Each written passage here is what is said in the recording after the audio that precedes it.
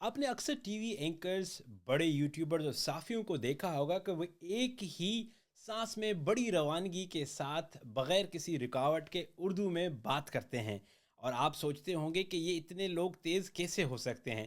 لیکن کچھ لوگ تو واقعی میں بہت ٹیلنٹڈ ہوتے ہیں، لیکن بہت سارے کیا کرتے ہیں، وہ میری طرح اس طرح پیچھے اپنی ایک پروفیشنل ٹیلی پرومپٹر کا استعمال کرتے ہیں۔ ٹیلی پرومپٹر کا فائدہ یہ ہے کہ جب آپ بولتے جاتے ہیں تو سامنے آپ کی اسکرپٹ جو ہے وہ کنٹینیوسلی پلے ہو جاتی ہے، جس سے آپ کے الفاظ زیادہ واضح، متاثر کن اور پروفیشنل لگتے ہیں۔